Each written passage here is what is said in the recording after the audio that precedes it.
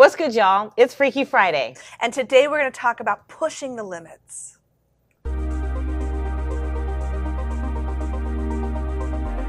Welcome to the Renegade Relationship Realists with Reverend Marquita Pierre McAllister and Rachel Dillon. Please be advised, this channel is rated R for realism.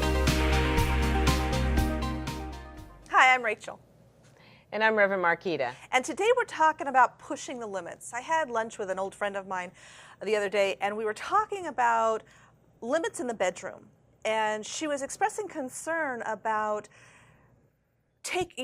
doing her kink and pushing it, and her husband and her getting more and more intimate and pushing the limits of what she was okay with.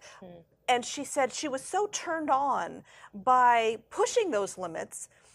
But then after everything was all done, they'd had this amazingly great sex. She questioned herself about, am I really weird? Am I strange? Am I, is there something psychologically wrong with me? What are your thoughts about that? You know, Rachel, I'm thinking, as you were saying that, I was thinking about a particular person that I've counseled, and the same thing happens for her. Mm-hmm. And because she's actually dating versus being married or in a real... Right. It disturbs her because, like your friend, as she pushes the limits, she wants to go even further, and she's so concerned with the person she's with and what they think about her. And for your friend and for her, I would say this. Number one, who are you comparing it to? Right. What is it within us that needs to compare our sexual appetites to something else? Is it possible society has now pushed itself upon us, saying there should be a limit? Or it should look a certain way. Or God's going to judge you if you do or don't do certain things. Somehow sexuality is like there's this only a particular way things are supposed to happen. Well, and the lady that I was having lunch with, she is very new thought. She's very into spirituality. There's no real fear of God. The way she defines God is not a Christian or a Jewish God, but more of an energy, a universal energy, which I can relate to. Yes. And so it's not a fear of God that makes her question. It is, I think, the judgment of her significant other, as well as the society's definition of what is normal. And so you just said society's way of what is normal, but I heard you also say that this person isn't in your traditional religions in any way. So here we go again, where we're good with not comparing ourselves on one level, being spiritual, recognizing that we are outside the norm in thinking that there's a God in the sky and all that kind of, and that's okay. But it's different when it comes to the bedroom? What's that about? That is a really good question. And I think it probably goes back to we compartmentalize our lives.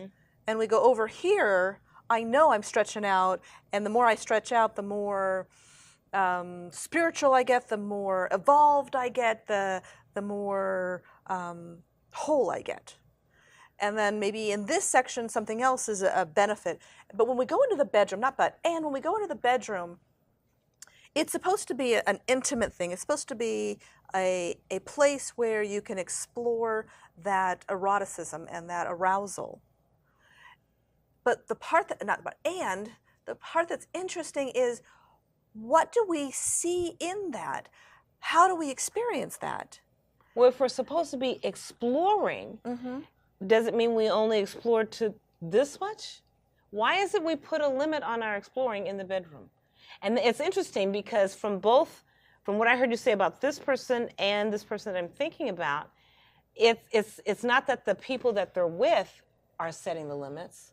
I'm not hearing you say that. It's their own personal judgment. Right. I'm not hearing you say she talked to the maid and he had an issue. That's not what I'm hearing. I'm hearing this all comes from her. Yeah. And the person I'm thinking about, it comes from that person. So it's like you said, we're okay if we're outside the box on this and we're outside of the box on that.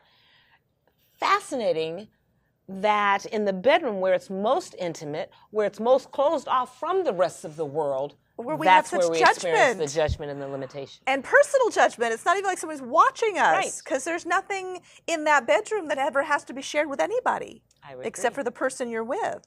or the people you're with. I mean, I would encourage you to have lunch again, just so you can yeah. ask her and talk to her. What about you? Where are you at with this?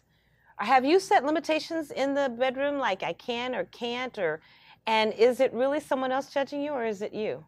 That kind of leads us into that whole BDSM world. Yeah.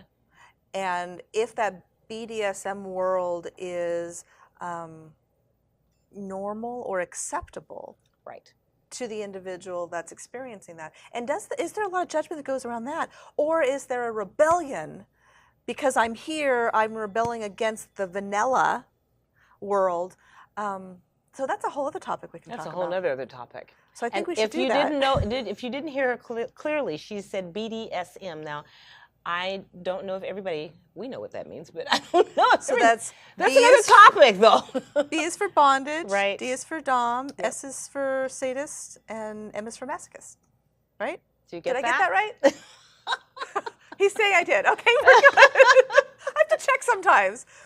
So maybe we could talk about that next time. And I think we should. Okay. Cool. So, what's your challenge? We're asking you to challenge yourself as to what's happening with you mentally when you're in the bedroom. Is there limits? Is there something where you want to go further, but you're afraid to because of what you think of you? Your judgment of yourself. Your judgment of yourself?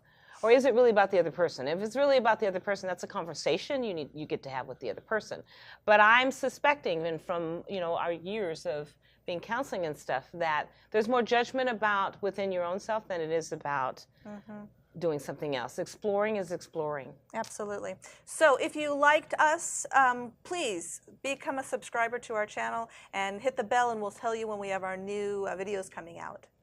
Like us, share us, and share your comments with us. We'd love to hear from you.